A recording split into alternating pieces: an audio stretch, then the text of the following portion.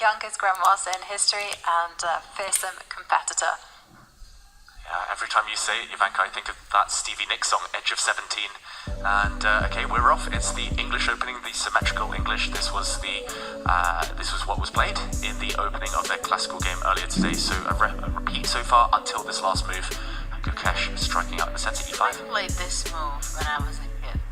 Fond memories, Judith. Yeah, I remember when I was sneaking into my sister Susan's years old or something, and I was telling them E5, C5, great, D6, Bishop G7, Knight G7, Bishop E6.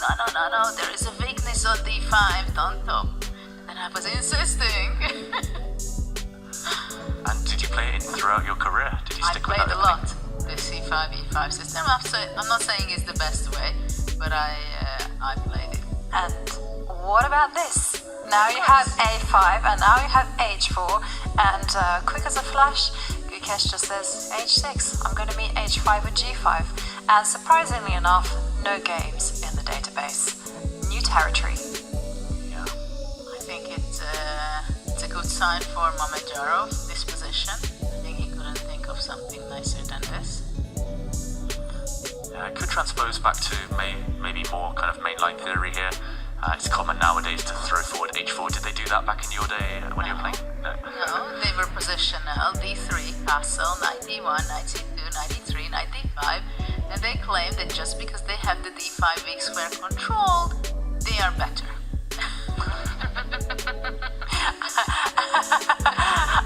I think I've told my students that at some point. You see? Yeah, little do they know that there's more to chess than one square. Exactly. One weakness is not a killer. And they call this the Botvinnik pawn structure, at least when white has it. This kind of clamp that black has on C5, D6, E5, very solid stuff. Look at that! Knight F1, knight E3, breaching to D5. And there you go, knight E3 on the board. Yeah, but Gukesh answering quickly. He's surely going to castle now. I don't see any attack that white can create with this pawn on H4. Well, and after having the pawn on H4, white will not have that plan to play castle and F4, E4 or something. Sometimes in other positions. H6 a very useful move for black. H4 questionable for white, but there we go, Judith.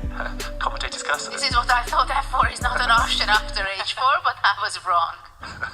That's the one thing I've learned from commentary. If you say a move's not going to happen, it will happen, guaranteed. Okay, so the movie.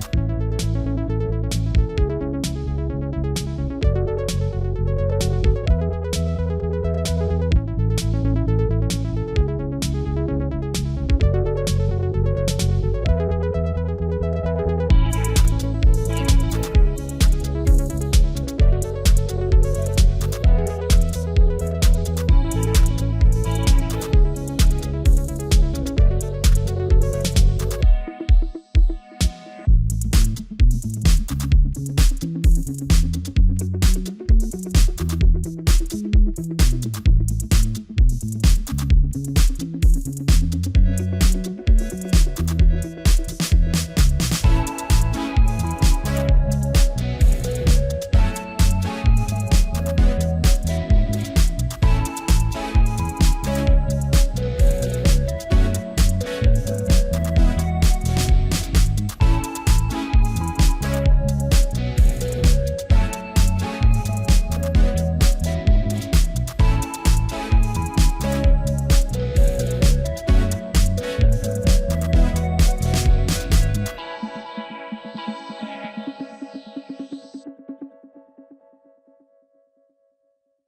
back to d7. Will Mamedyarov continue with the checks? Will he retreat the white queen? He needs to try something. He's going to check from all the possible squares, but he's the one low on the clock now. It's going to be physically difficult to keep the game going, let alone make the moves. Save time on the clock. Keep tracking. Under ticking. Under 20 seconds. The problem is Gukesh has found the perfect squares for the king. Nothing to do for white. It's just a draw at best play. Oh, he's running. He's running. This is where he risks it. But rook takes knight. The black rook can capture, right? Yeah, but he didn't damage his position anyway. He has the perpetual check, which leads to victory for Gukesh, right?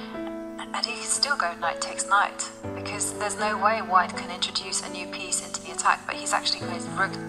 And then here come the checks. Whoa, what a game. He's hovering around the 10-second mark. And he's giving all the checks, but he's not repeated the position 3 times yet. Mamedyarov, he's expecting Gukesh to retreat. And the question is, what next for Mamedyarov? Can he activate the white rook? Does black have a threat? Wow. Finally, bishop, king c5, bishop a6, look at that. Made the move. There's no checkmate yet for black. No checkmate, and look at that black king out in the open, leading from the front. Mamedyarov leaning back nervously, looking at the score sheet.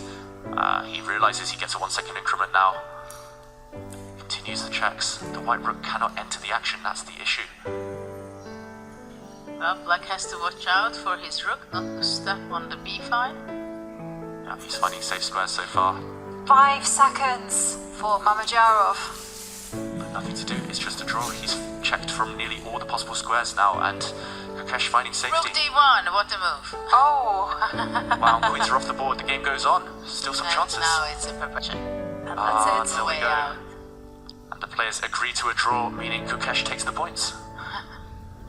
He wanted it so much. Yeah, you could see the relief He on his wanted it face, so the much. emotion, and well, congratulations to 17-year-old Gukesh. That was an explosive Armageddon game, with it livening up in those last seconds. What a position, what a difficult position he got into after move 15 or so. Yeah. He still has emotions.